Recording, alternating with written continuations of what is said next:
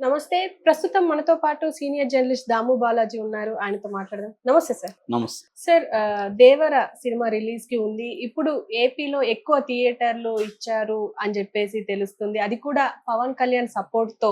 అంటే పవన్ కళ్యాణ్ ఏదో స్ట్రాటజీతో ఈయనకి అంటే ఎన్టీఆర్‌కి థియేటర్లు ఇస్తున్నట్టు అంటున్నారు.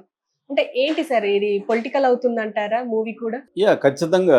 అంటే జూనియర్ ఎన్టీఆర్ ఏ పని చేసినా అది పాలిటిక్స్‌లోకి వెళ్ళిపోతుంది.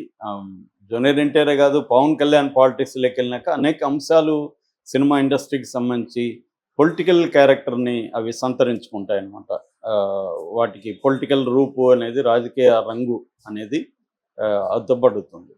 ఇక్కడ ఏమైందంటే ఇప్పుడు 'దేవర' ఏందంటే 6 ఏళ్ల తర్వాత సోలోగా జూనియర్ ఎన్టీఆర్ హీరోగా వస్తున్న సినిమా. అంతకుముందు 'అరవింద సమేత' 2018లో వచ్చింది. దాని తర్వాత అతను సోలోగా చేయలేదు. 'త్రిబుల్ ఆర్'లో జాయింట్‌గా చేశాడు. సో అందువల్ల అతని కెరీర్ అనేది వెరీ ఇంపార్టెంట్ ఇప్పుడు. తనకి ఇప్పటికిప్పుడు పాలిటిక్స్‌లోకి ఎంటర్ అయ్యే ఇంట్రెస్ట్ కానీ ఏమి లేదు. కంప్లీట్‌గా తను సినిమా కెరీర్ మీదనే దృష్టి పెడుతున్నాడు. కాకపోతే కొన్ని తన కంట్రోల్‌లో లేని కొన్ని విషయాల వల్ల కావచ్చు, లేదు తన యాటిట్యూడ్ వల్ల కావచ్చు, తను ఒక సెక్షన్‌కి యాంటీ అయిపోయాడు బలంగా. ముఖ్యంగా తెలుగుదేశాన్ని సపోర్ట్ చేసే సెక్షన్‌కి బాగా యాంటీ అయిపోయాడు. దానికి కారణాలు అందరికీ తెలుసు. ఎందుకంటే జూనియర్ ఎన్టీఆర్‌ని ఒకప్పుడు 2009 ఎలక్షన్‌లో చంద్రబాబు బాగా వాడుకున్నాడు క్యాంపెయిన్‌లకి దానికి. దాని తర్వాత లోకేష్ రంగంలో దిగేసరికి జూనియర్ ఎన్టీఆర్‌ని పక్కన పెట్టేశాడు. దాంతో జూనియర్ ఎన్టీఆర్ హర్ట్ అయ్యాడు. ఎందుకంటే అప్పట్లో చిన్నపిల్లోడు జూనియర్ ఎన్టీఆర్ కూడా, పెద్ద ఏజ్ లేదు. తను రాజకీయాల్లో కలలు కన్నాడు. చుట్టూ ఉన్నోళ్ళు కూడా కాబోయే సీఎం అన్నట్టుగా ఇతను బిల్డప్ షాట్లు వేశారు. దాంతో ఇతను కూడా అది అనుకున్నాడు. కానీ ఆ కలలన్నీ ఆడేసలేని. అంతకుముందు కూడా యాక్చువల్గా జూనియర్ ఎన్టీఆర్‌ని చంద్రగుప్తుడుతో పోలుస్తుంటారు. అంటే వాళ్ళ మదరు అఫ్సల్ వైఫ్ కాదు, తర్వాత పెళ్లి చేసుకున్నాడు. బట్ ఆమె ఒక సంగీత టీచరు, మ్యూజిక్ నేర్పించడానికి వాళ్ళ ఇంటికి వస్తే తను హరికృష్ణ డ్రాప్ చేసే క్రమంలో ఆమెతో రొమాన్స్ ఏర్పడింది. దాని తర్వాత ఇంట్లో చెప్పి పెళ్లి చేసుకున్నాడు. కానీ అది ఎవరికి ఇష్టం లేదు నందమూరి ఫ్యామిలీలో. సో దానివల్ల ఏమైందంటే ఇతను ఒక అవుట్ సైడర్గానే పెరిగాడు నందమూరి ఫ్యామిలీలో. కాకపోతే పెద్ద ఎన్టీఆర్, సీనియర్ ఎన్టీఆర్ ఇతన్ని కొంత దగ్గరగా చేర్చి తన పేరు అదే పెట్టాడని కూడా చెప్తారు. ఏదేమైనా అప్పటి నుంచి జూనియర్ ఎన్టీఆర్ నందమూరి ఫ్యామిలీలు కలపలేదు. రెండవది ఏంటంటే మొత్తం ఫ్యామిలీలో ఒక బాలకృష్ణ తప్ప ఎవరు కూడా చూడ్డానికి అందగాడు అని చెప్పుకోవడానికి ఎవరు లేరు వాళ్ళు, అంత పెద్ద ఫ్యామిలీ ఉన్నప్పటికి కూడా. సో ఇతనికేమో ఇతని లక్కు వాళ్ళ బ్యాడ్ లక్కు తాత రూపం వచ్చింది. దాంతో ఇతను అథెంటిక్ వారసుడైపోయాడు. సో మిగతా వాళ్ళు కాలేదు. దాంతో ఇతను తొక్కేయాలని అప్పట్లోనే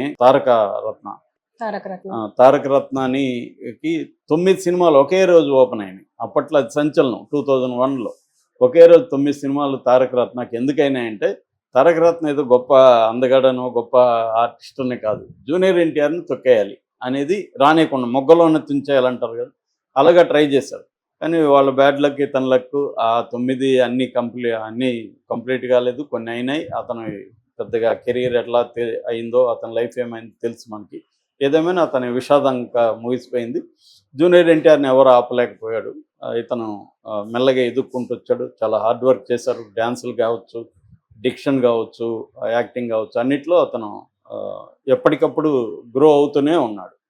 సో ఈ క్రమంలో తనకి అవసరమైనప్పుడు చంద్రబాబు ఏం చేశాడంటే ఇదే నందమూరి ఫ్యామిలీని కలిపేశాడు. చంద్రబాబు ఇటువంటి ఘటన సమర్థుడు అని తెలుగులో ఒక పదం ఉంది. అంటే దేన్నైనా కూడా ఆయన అనుకుంటే చేయగలరు. అలాగే కలిపేశాడు. తన బంధువులైన నారనే వాళ్ళ ఇంటి అమ్మాయిని పెళ్లి చేశాడు. ఇవన్నీ చంద్రబాబు చేయగలిగాడు. మళ్ళీ చంద్రబాబుకి ఇబ్బంది వచ్చేసరికి తను పక్కన పెట్టేశాడు. దాంతో మళ్ళీ జూనియర్ ఎన్టీఆర్ స్ట్రగుల్ స్టార్ట్ అయింది. సో ఈ క్రమంలో మళ్ళీ చంద్రబాబు, లోకేష్ జూనియర్ ఎన్టీఆర్ని తాము యూజ్ చేసుకుందాం అనుకున్నారు.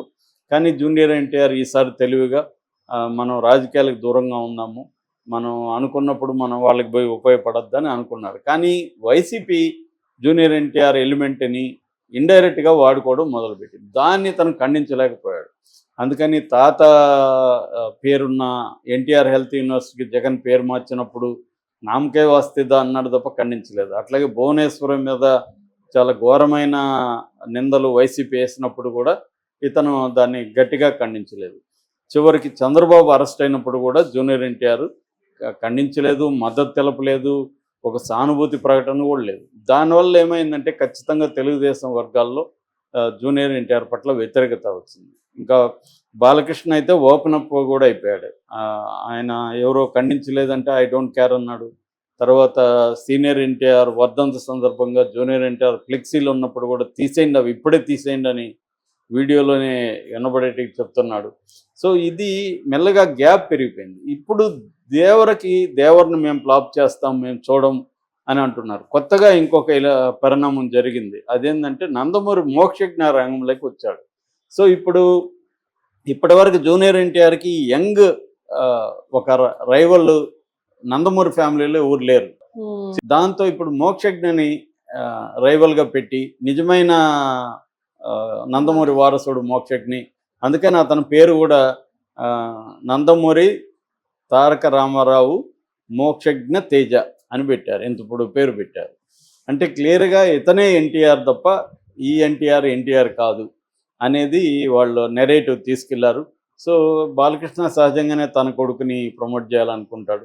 ఈ యాంగిల్లో దేవరని ఫ్లాప్ చేయడం ఎలా అనేది ఇప్పుడు ఈ తెలుగుదేశం వర్గాలు కావచ్చు, కమ్మ సామాజిక వర్గం కావచ్చు, నందమూరి అభిమానులు కావచ్చు, వీళ్ళు ట్రై చేస్తున్నారు. అయితే ఇక్కడ పవన్ కళ్యాణ్కి వేరే అజెండా ఉంది. దీన్ని ఉపయోగించుకున్నాడు జూనియర్ ఎన్టీఆర్ కళ్యాణ్ రాములు పవన్ కళ్యాణ్ అప్రోచ్ అయ్యారు. సో పవన్ కళ్యాణ్ ఏం చేశాడంటే వీళ్ళ షోలకి నెంబర్ ఆఫ్ షోలకి 27 రిలీజ్ అవుతుంది కదా, ఆ రోజు 12 గంటల నుంచి షో స్టార్ట్ అయితే 6 షోలకి పర్మిషన్ ఇచ్చారు. 28 నుంచి 9 రోజుల పాటు 5 షోలు వేసుకోవచ్చు. అట్లాగే టికెట్ రేట్ల పెంపుకి మల్టీప్లెక్స్లో 135 వరకు, సింగిల్ థియేటర్లో అప్పర్ క్లాస్ 110 వరకు, లోవర్ క్లాస్ 60 వరకు పెంచుకునే వెసులుబాటు కూడా పవన్ కళ్యాణ్ కల్పించాడు. అందుకనే జూనియర్ ఎన్టీఆర్ పవన్ కళ్యాణ్కి, తర్వాత చంద్రబాబుకి, తర్వాత కందులో దుర్గేష్ సినిమాటోగ్రఫీ మినిస్టర్కి థ్యాంక్స్ చెప్తూ ట్వీట్ కూడా చేశాడు. అంటే ఇది పవన్ కళ్యాణ్ ఎందుకు చేశాడు? జూనియర్ ఎన్టీఆర్ మీద పవన్ కళ్యాణ్కి ఎందుకు ప్రేమ? ఒక పక్క బాలకృష్ణ యాంగ్రీగా ఉన్నాడు, చంద్రబాబు కూడా అంత ఇంట్రెస్ట్గా లేడు. రేట్లు పెంచుకోవడం వరకు ఓకే, కానీ షోలు అవన్నీ వద్దనుకున్నాడు చంద్రబాబు. అయినా పవన్ కళ్యాణ్ ఎందుకు ఇది చేశాడు అనేది వాళ్ళ చర్చ. ఎందుకు చేశాడంటే మళ్ళీ పవన్ కళ్యాణ్కి ఒక హిడెన్ ఎజెండా ఉంది. అదేంటంటే అల్లు అర్జున్కి జూనియర్ ఎన్టీఆర్ కొన్ని సిమిలారిటీస్ ఉన్నాయి, పెర్ఫార్మెన్స్లో కానీ డ్యాన్సుల్లో కానీ వీళ్ళిద్దరి దీన్ని. అందుకని రెండోది పాన్ ఇండియా మూవీగా దేవరని తీసుకెళ్తున్నారు. ఆల్రెడీ పుష్ప 2 కూడా రాబోతుంది. పుష్ప పాన్ ఇండియాలో సక్సెస్ అయింది. కాబట్టి అల్లు అర్జున్ని దెబ్బ కొట్టాలంటే మామూలుగా చిన్న గీత పెద్ద గీత అని మనకి సామెత ఉంది. ఒక గీతని చిన్నది చేయాలన్నా పెద్దది చేయాలన్నా దాన్నేమి ముట్టుకోకుండా కింద దానికంటే చిన్నగా గీస్తేమో ముందున్నది పెద్ద గీత కనిపిస్తుంది, దానికంటే పెద్దగా గీస్తేమో ముందున్నది చిన్న గీత అయిపోతుంది. అలాగే ఎన్టీఆర్ని ప్రమోట్ చేయడం ద్వారా అల్లు అర్జున్ని దెబ్బ కొట్టాలి అనేది ఇప్పుడు పవన్ కళ్యాణ్కి ఉన్న టార్గెట్. అందుకనే జూనియర్ ఎన్టీఆర్ని పవన్ కళ్యాణ్ సపోర్ట్ చేస్తున్నాడు అన్న ఒక వాదన వస్తుంది. ఇది కన్విన్సింగ్గా ఉంటుంది. ఇది నిజమా కాదా తెలియదు, కానీ వినడానికి కన్విన్స్గానే ఉంది. ఎందుకంటే వాళ్ళిద్దరి మధ్య రైవల్రీ ఏ స్థాయిలో ఉందో మనకు అర్థమవుతుంది. మొన్న కూడా జానీ మాస్టర్ విషయంలో కూడా ఓపెన్గా ఏ విషయంలో ఎంటర్ కానీ అల్లు అర్జున్ దీంట్లో ఎంటర్ అయిపోయి ఆ బాధితురాలకి నా సినిమాలు అన్నిట్లో ఇస్తాను, మా బ్యానర్లో గీతా ఆర్ట్స్లో ఇస్తాను అని ప్రకటించాడంటే అందరూ కూడా షాక్ అయ్యారు. ఇదేంటి నీ సినిమాలో కేశవ్కు మాత్రం నువ్వు సపోర్ట్ చేస్తావు నిందితుడికి, ఇక్కడేమో బాధితురాలు అంటావు, అప్పుడేమైంది నీ బాధితురాలి ప్రేమ అని కూడా అతను అడుగుతున్నా. నేను కూడా దాని మీద వీడియో చేశాను. అంటే ఇక్కడ ఏంటంటే పవన్ కళ్యాణ్ మనిషి కాబట్టి, తను జనసేన మనిషి కాబట్టి అల్లు అర్జున్ రంగంలో దిగాడు. అసలు ఈ అమ్మాయి దగ్గర కేసు పెట్టించిందే అల్లు అర్జున్ అని కూడా ఒక ఉపకారం ఉంది. సో ఏదేమైనా అల్లు అర్జున్ అయితే అమ్మాయికి సపోర్ట్గా నిలబడ్డాడు, జానీ మాస్టర్ని వ్యతిరేకిస్తూ నిలబడ్డాడు.